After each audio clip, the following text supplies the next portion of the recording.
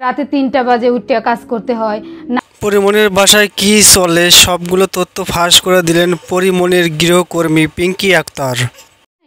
ওকে আমি আমার স্যান্ডেলের যোগ্য মনে করি নাই। ভিউয়ার্স, পিঙ্কি আক্তারের গোপন তথ্যগুলো শুনলে আপনি সত্যি অবাক হয়ে যাবেন যে পরিমণি এতটা খারাপ ও জঘন্য ছিল। গত কয়েকদিন যাবৎ পিঙ্কি আক্তার ও পরিমণিকে নিয়ে সোশ্যাল মিডিয়াতে চলতেছে আলোচনা ও সমালোচনা। পিঙ্কি আক্তার নির্যাতনের দায়ে থানায় যেয়ে পরিমণির নামে জিডিও করেছেন। সেই অনুপাতে পুলিশ পরিমণির বাসায় গিয়েছিল এবং পরিমণিকে জিজ্ঞাসা করা হয়েছিল।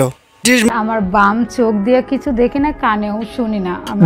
জিডির মধ্যে উল্লেখ করেছেন পিঙ্কি আক্তার পরিমণি নাকি তাকে অনেক মারধর করেছেন এবং শারীরিকভাবে নির্যাতনও করেছেন।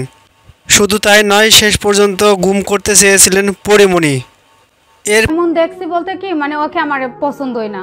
ওই মানুষটার হিসেবে প্রাধান্য দিবেন, তাকে একটু হিসাব। পরিপ্রেক্ষিতে কয়েকটি সাক্ষাৎকারে দেখা যায় পিঙ্কি আক্তারকে। এরই পরিপ্রেক্ষিতে পিঙ্কি আক্তার পরিমণির নামে সোশ্যাল মিডিয়াতে এবং বিভিন্ন ইন্টারভিউতে তার কুকর্ম, বাসায় কী চলে টোটাল তথ্য তুলে ধরেন। পরিমণি নাকি অনেক বাজে একজন মানুষ, বাসায় মদ খায়, তারপরে মজা মাস্তি করে, পরপুরুষের সঙ্গে মেলামেশা করে, আরও ইত্যাদি ইত্যাদি। এসব দেখেও পিঙ্কি আক্তার চাকরির ভয়ে চুপচাপ থাকে, কারণ তার বলার কিছু নাই।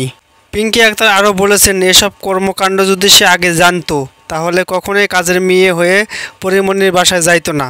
এটা বলেছেন পিঙ্কি আক্তার। পিঙ্কি আক্তার আরও বলেছেন, পরিমণি নাকি অনেক বাজে একটা মেয়ে, পরিমণির ভাষা ও তার ব্যবহার জঘন্যতম, এমনকি তার সাথে কথা বললে নাকি তার ঘেন্না হয়। এরকম করে খারাপ ব্যাখ্যা দিয়েছেন পিঙ্কি আক্তার। বিভিন্ন কুকর্মের তথ্য জেনেও সে চুপচাপ ছিল, কারণ সে চাকরি হারাতে চায় না। এই ধরনের মন্তব্য করে সাংবাদিকদের জানিয়েছেন পিঙ্কি আক্তার যে তার যত কুকর্ম আছে সে সরিয়ে দিবে, কারণ সে এখন নির্যাতনের শিকার।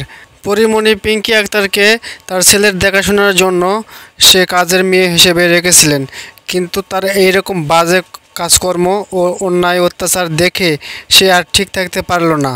তো সর্বশেষে একটা কথা বলতে চাই, এই গৃহকর্মী পিঙ্কি আক্তারের কথা কতটুকু যুক্তিযুক্ত সেটা আপনারাই একটু বিবেচনা করে জানাবেন। আর ভিডিওটি ভালো লাগলে অবশ্যই কমেন্ট করে আপনার মূল্যবান মন্তব্য জানাতে ভুলবেন না। ধন্যবাদ।